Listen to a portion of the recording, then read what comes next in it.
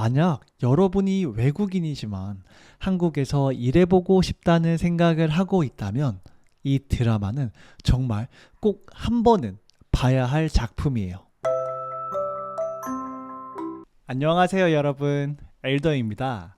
오늘은 한국의 회사에서 벌어지는 일들을 너무나 사실적으로 묘사한 드라마이자 한국의 직장 생활 바이블이라고 불리는 드라마 미생을 리뷰해 보겠습니다. 혹시 여러분은 드라마 제목인 미생의 뜻을 아시나요? 미생이란 말은 사실 바둑에서 사용하는 용어예요.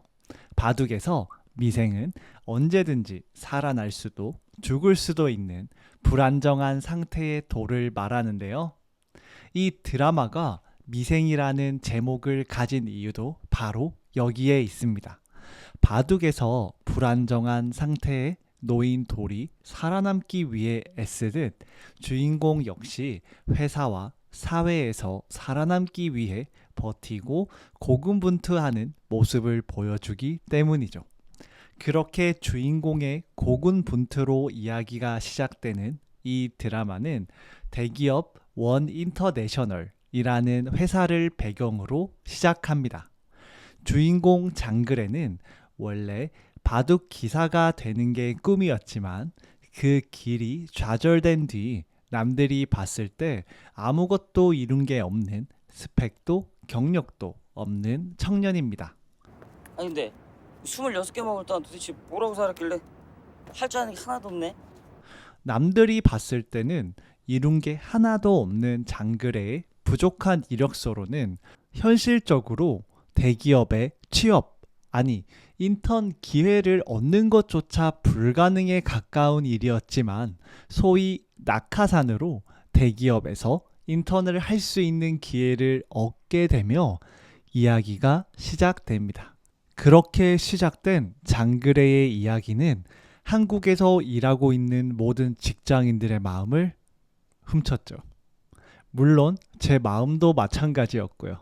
제가 미생의 마음을 뺏긴 이유는 물론 출연한 배우들이 너무 연기를 잘하는 것도 있었지만 그런 걸 다 떠나서 아름다운 로맨스, 자극적인 반전 이런 게 아닌 바로 우리의 현실을 그대로 보여줬기 때문이었어요. 입사 첫날의 설레임과 압박감, 복사기 다루는 것에 대한 서투름부터 시작해서 상사의 눈치, 야근, 부서 간 정치 싸움, 계약직과 정규직 등 정말 일상 속에서 일어나고 있는 현실적인 것들이 생동감 있게 담겨 있다 보니까 직장 경험을 직접적이든 간접적이든 경험해 본 적이 있는 사람들은 누구나 공감할 수 있었죠. 그 결과 많은 사람들이 드라마 미생을 한국 직장 생활의 바이블이라고 부르기도 했어요. 바이블이라고 불릴 정도로 인정을 받은 드라마다 보니까 제 지인 중 한 명은 면접에서 미생 드라마를 본 적이 있냐는 질문을 받았다고 이야기해 주더라고요. 한국인이라면 모를 수가 없는 그런 기업에서 말이죠. 그런데 이 인기는 한국에만 머무르지 않았습니다. 일본과 중국에서는 리메이크 드라마가 제작되었는데요. 그 중에서도 특히 일본에서는 뮤지컬 버전까지도 만들어졌다고 하더라고요. 와, 진짜 대박. 아무래도 한국과 일본의 직장 생활은 비슷한 부분이 많아서 그런 게 아닌가 싶은데요. 한국과 일본 두 나라의 직장인 모두 오늘도 파이팅입니다. 자, 그럼 이제 본격적으로 드라마 미생을 통해서 한국 직장 문화의 특징들을 하나씩 살펴볼까요? 가장 먼저 이야기할 부분은 한국 직장 문화 중 가장 특징적인 서열과 예절을 중시하는 문화입니다. 서열과 예절을 중시하는 모습은 드라마 미생 속에서 숨쉬듯이 정말 많이 나오는데요. 상사를 만날 때 장그래가 최대한 공손하고 깍듯하게 인사하는 장면만 보더라도 직장 동료 간의 관계는 수평적인 관계가 아닌 서열과 예절을 얼마나 중요하게 생각하는지 눈치챌 수 있을 거예요. 자, 그렇다면 왜 한국 직장에서는 서열과 예절이 중요할까요? 그 이유는 한국은 과거부터 현재까지 유교 문화에 많은 영향을 받았기 때문이에요. 그래서 나보다 나이가 많거나 직급이 높은 상사에게 존댓말을 써야 하는 것은 너무나도 당연한 것이죠. 마치 우리가 삶을 지속하기 위해서는 물과 음식을 꼭 먹어야 한다는 것처럼 말이에요. 물론 요즘은 서열과 관계없이 편하게 말을 하는 곳들도 조금씩 늘어나고 있다고 하는데요. 글쎄요. 여튼 그렇기 때문에 드라마 미생에서도 이와 같은 장면들을 자주 볼 수 있어요. 회식하는 장면을 보면 상사가 신입사원에게 술을 따라주는 장면이 있는데요. 그때 장그래와 같은 신입사원들은 한 손으로 술을 받고 상사를 보면서 술을 마시는 게 아니라 두 손으로 공손히 받은 후 고개를 살짝 돌려 마시는 것도 하나의 예죠. 이런 서열과 예절 중심 문화로 인해 아랫사람이 제대로 의견을 내지 못하거나 창의적인 아이디어가 묵살되는 씁쓸한 부작용도 발생하지만 그 반대로 한국 직장에서는 서열이 팀워크와 의리를 만들어내기도 합니다. 예로 미생의 오상식 과장을 떠올려 보세요. 겉으로는 투박하고 무뚝뚝하지만 누구보다 팀원을 보호하는 리더입니다. 서열이 분명한 구조이기에 오히려 상사가 책임지고 부하를 챙겨주는 문화 또한 동시에 존재하는 거죠. 물론 오상식 과장 같은 사람들은 정말 흔치 않고 거의 없긴 하지만요. 자, 한국 직장 문화 중 첫 번째, 서열과 예절 중심 문화에 대해서 알아봤는데요. 여러분이 한국 회사에서 일한다면 이런 서열과 예절 문화에 잘 적응할 수 있을 것 같나요? 아니면 낯설고 답답하게 느껴질까요? 정말 궁금하니까 댓글로 알려주면 감사하겠습니다. 자, 그럼 이제 한국 직장 문화 중 두 번째 특징인 회식 문화에 대해 이야기해 보겠습니다. 여러분은 회식이라는 말을 들으면 뭐가 떠오르나요? 저는 가장 먼저 떠오르는 건 바로 술이에요. 왜냐하면 회식에 술이 없다는 건 햄버거에 패티가 없고 핫도그에 소시지가 없는 것과 비교될 정도거든요. 그래서 저처럼 술을 많이 못 마시는 사람들은 사실 회식 자리에 참석하는 게 조금은 부담이 있긴 해요. 왜냐하면 회식 자리에 참석하면 그 분위기를 맞추기 위해서 어느 정도는 마시긴 해야 하거든요. 참고로 현재가 아닌 과거, 아니 불과 10년, 20년 전만 해도 회식은 사실상 의무 참석이었고 상사가 술잔을 권하면 받아야 하고 심지어는 원샷을 강요받기도 했습니다. 물론 요즘은 과거처럼 무조건적인 회식 참석과 음주 강요 대신 자율적으로 참여할 수 있는 분위기가 점점 확산되고 있기도 하죠.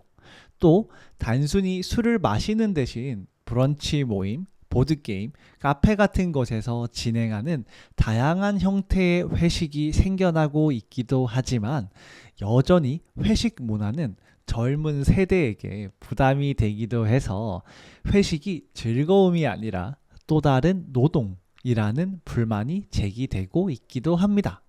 근데 제 팟캐스트를 듣고 계신 분들 중 누군가는 이런 이야기를 할 수도 있어요.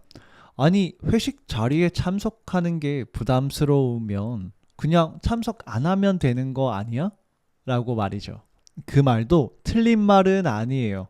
분명 맞는 말이긴 한데 제가 왜 이런 반응을 보이냐면 한국 직장에서 회식은 단순히 밥 먹고 술 먹고 노는 자리가 아니기 때문이에요. 한국에서 회식이란 근무 시간에 직장 동료에게 말하지 못했던 것들을 조금 더 편하게 말하는 자리이기도 하고 조금 더 친해지는 자리이기도 합니다. 사실 업무 시간에는 일하느라 정신도 없지만 상사와 부하라는 거리감이 존재하죠. 하지만 술잔이 오가는 자리에서는 조금 더 솔직해지고 속마음을 털어놓을 수 있는 기회가 생기는데요.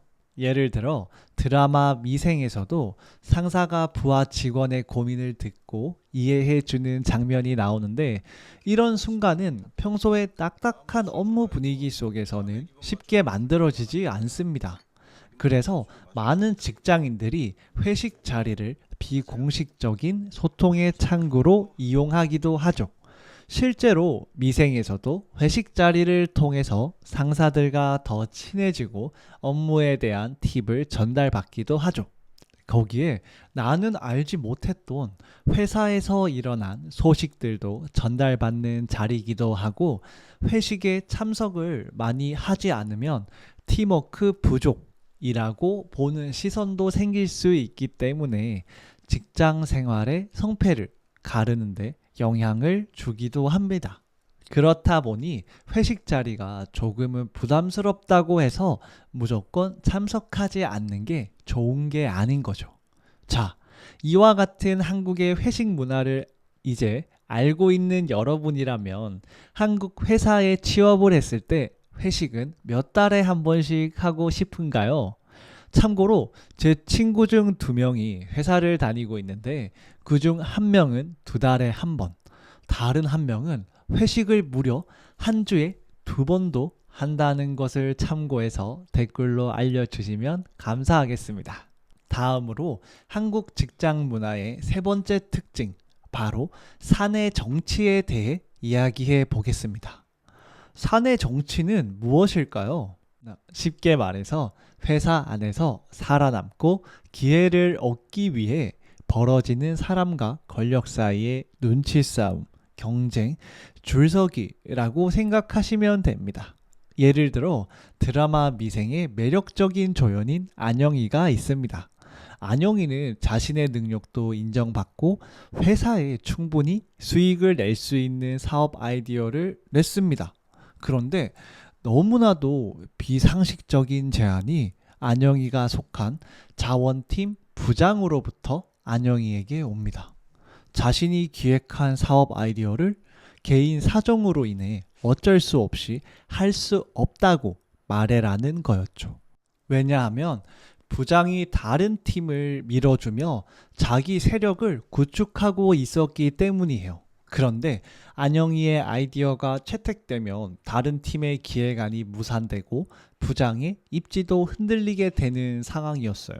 결국 사업 미팅 당일 안영이와 안영이 팀 과장은 부장에게 사옥 옥상으로 불려와서 제대로 혼나고, 안영이 팀 과장은 곧 자신의 진급 심사가 예정되어 있다며 나 이번에 진급 심사다. 안영이에게 이번에는 포기해달라라고 부탁하기도 합니다.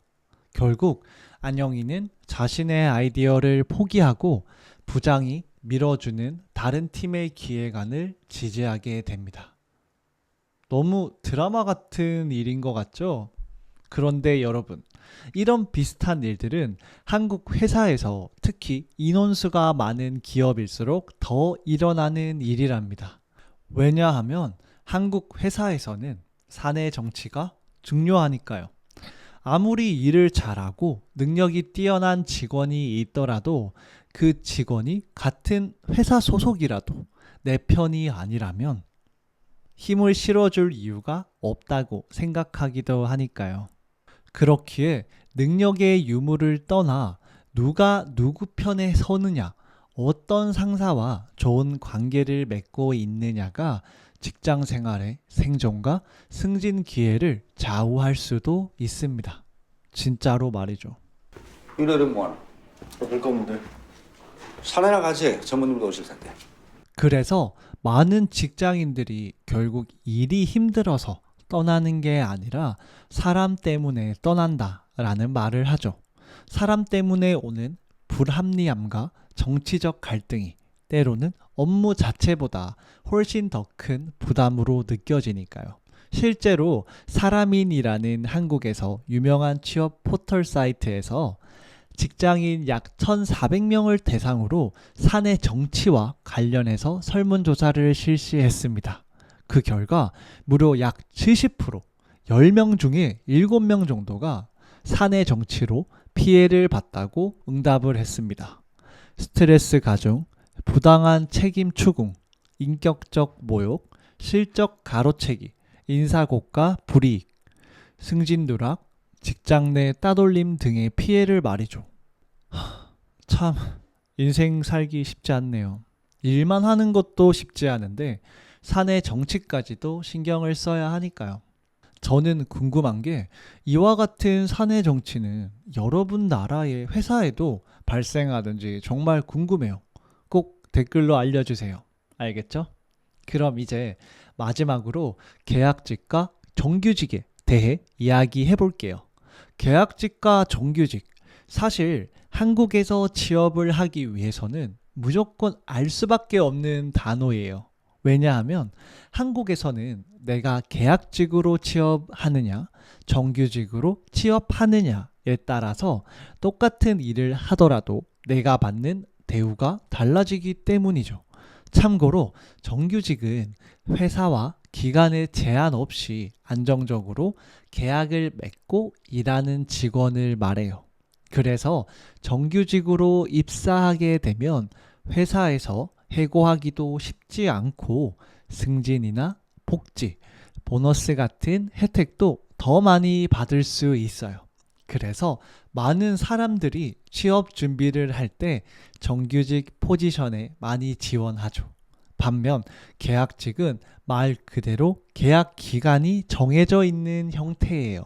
3개월, 6개월, 1년, 2년과 같이 정해진 기간 동안만 일을 하고 계약이 끝나면 다시 연장을 할지 그만둘지가 결정됩니다. 때문에 계약직은 늘 불안정하다라는 인식이 강합니다. 내 계약이 끝나면 연장이 될까? 정규직으로 전환될 수 있을까? 아니면 다시 취업 전선에 뛰어들어야 할까?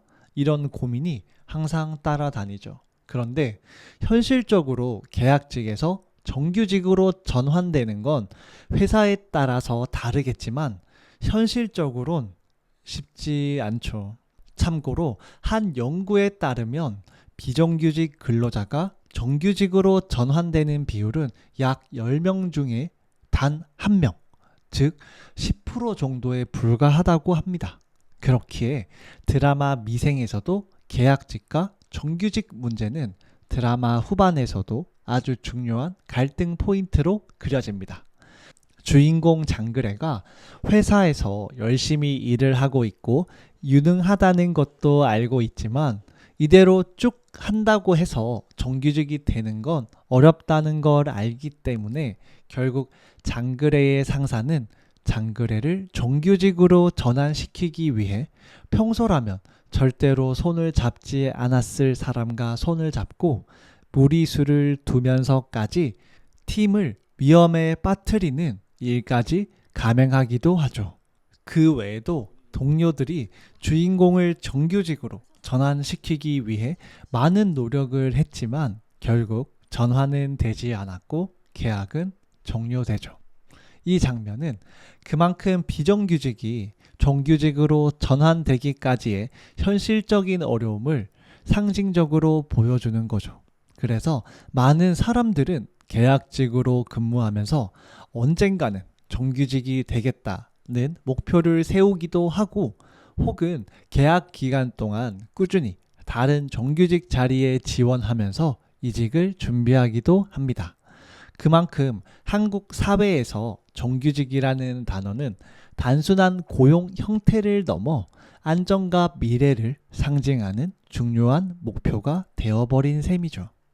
이제 미생을 통해 한국 직장 문화들을 살펴봤으니까요. 이번엔 드라마 속에서 많은 사람들의 마음을 울렸던 명대사들을 함께 알아볼까요?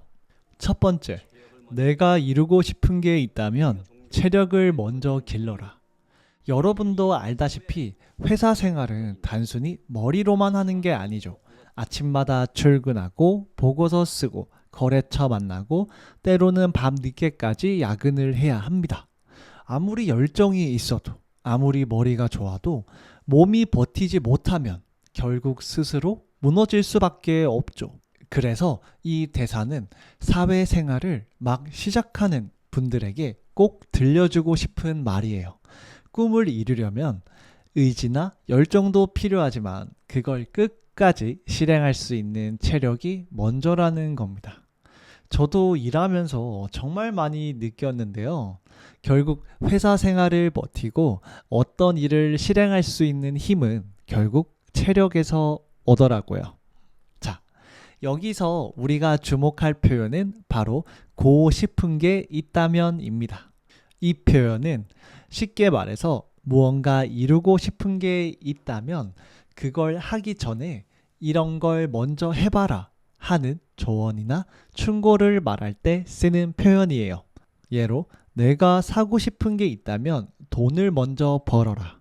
친구에게 바라는 게 있다면 친구가 원하는 걸 먼저 해줘라. 내가 이루고 싶은 게 있다면 계획부터 세워라. 이처럼 조언이나 충고를 전할 때 자주 쓰이는 표현입니다. 자, 여러분, 혹시 지금 이루고 싶은 목표가 있으신가요? 한국어 공부일 수도 있고, 회사에서의 성과일 수도 있고, 개인적인 꿈일 수도 있겠죠. 그렇다면 이렇게 스스로에게 물어보면 좋을 것 같아요. 나는 그 목표를 이루기 위한 체력을 가지고 있는가 말이에요. 혹시 아니라면 오늘부터라도 조금씩 체력을 기르는 습관을 만들어 보는 건 어떨까요? 결국 무언가를 이루고 싶다면 체력이 먼저니까요. 자, 이제 두 번째 명대사를 소개해 드릴게요. 바로 잊지 말자. 나는 어머니의 자부심이다. 모자라고 부족한 자식이 아니다. 이 대사는 주인공 장그래가 스스로에게 되뇌는 말이에요. 저는 이 대사를 듣고 정말 너무 감동했는데요. 사실 회사 생활 속에서 끊임없이 비교당하고 실수하게 되면 스스로를 부족하다고 느끼잖아요. 그렇지만 그럼에도 불구하고 나는 어머니의 자부심이라는 나는 누군가에게 소중한 존재라는 것을 스스로 떠올리는 순간 다시 힘이 생기더라고요. 그래서 저에게 이 대사는 정말 감명 깊은 대사 중 하나였어요. 자, 여기서 우리가 주목할 표현은 바로 잊지 말자입니다. 이 표현은요, 절대 잊으면 안 된다. 마음속에 꼭 새겨두자라는 의미로 스스로를 다잡거나 누군가에게 다짐을 전할 때 자주 쓰는 말이에요. 예를 들어, 잊지 말자. 오늘의 실수를 교훈으로 삼자. 잊지 말자. 나를 사랑해준 사람들을. 잊지 말자. 나를 괴롭혔던 사람들을. 이런 식으로요. 즉, 단순히 기억하자는 뜻이 아니라 잊지 말고 마음에 새기자라는 조용하지만 강한 다짐의 표현이에요. 여러분, 혹시 지금 스스로가 부족하다고 느끼고 계신가요? 그럴 때는 이 대사를 꼭 떠올려 보세요. 잊지 말자. 나는 누군가의 자부심이다. 이렇게 스스로에게 말해주는 것만으로도 오늘 하루를 버틸 힘이 생길 거예요. 자, 이제 세 번째 명대사는 바로 회사가 전쟁터라고 밀어낼 때까지 그만두지 마라. 밖은 지옥이다. 이 말은 회사 생활에 지쳐 힘들어하던 오상식에게 이미 퇴사한 선배가 해준 조언이에요. 당시 오상식은 회사 안에서 수많은 갈등과 압박 속에서 그만둘까 고민을 하고 있었거든요. 처음엔 너무 차갑고 냉정하게 들릴 수 있어요. 하지만 이 한 문장 안에는 회사에서 버틸 수 있을 때까지, 밀려날 때까지 끝까지 버텨야 한다는 현실적인 메시지를 담고 있습니다. 그래서 선배의 밀어낼 때까지 그만두지 마라는 말은 결국 스스로 포기하지 말고 스스로 물러서지 말고 버틸 수 있을 만큼은 버텨라는 뜻이죠. 여러분은 어떻게 생각하시나요? 회사가 전쟁터라면 밖은 지옥이라는 이 말에 공감하시나요? 어쩌면 너무 가혹한 말일 수도 있지만 동시에 현실을 직시하게 되는 강력한 대사라고 생각하기도 해요. 저도 회사 생활도 해봤고 프리랜서 생활을 해봤는데 회사에 있으면 인간관계와 성과에 대한 압박으로 인해 힘이 들고 프리랜서로 일하면 생계의 불안정과 혼자 모든 걸 해내야 한다는 부담감과 외로움이 있더라고요. 그럼 이제 마지막 명대사입니다. 어른이 되는 건 나 어른이요. 떠든다고 되는 게 아니야. 꼭 할 줄 알아야 되는 건 꼭 할 수 있어야지. 이 대사는 주인공의 엄마가 주인공이 첫 출근을 할 때 넥타이를 매주면서 나오는 말입니다. 나이를 들면서 진짜 어른이 되어 간다는 건 어떤 의미일지 우리는 한 번쯤 고민하게 되죠. 어른은 그냥 나이를 먹었다고 되는 게 아니라 해야 할 일을 실제로 해낼 수 있을 때 비로소 어른이다. 이 명대사는 그런 고민에 대한 답인 것 같다는 생각이 들었어요. 자, 오늘 드라마 미생으로 한국의 직장 문화에 대해서 알아보는 시간을 가졌습니다. 만약 여러분이 외국인이지만 한국에서 일해보고 싶다는 생각을 하고 있다면 이 드라마는 정말 꼭 한 번은 봐야 할 작품이에요. 단순히 회사 생활을 그린 드라마가 아니라 한국 직장인의 마음, 조직 문화, 그리고 그 안에서의 인간관계까지 가장 현실적으로 보여주기 때문이죠. 그리고 무엇보다 이 드라마는 우리 모두가 아직 완벽하지 않은 미생이지만 언젠가 완생으로 나아가고 있다는 희망을 전해줍니다. 지금 이 순간에도 각자의 자리에서 열심히 버티고 나아가고 있는 여러분, 그 자체로 이미 멋진 인생입니다. 그럼 저는 다음 이야기로 돌아오겠습니다. 안녕.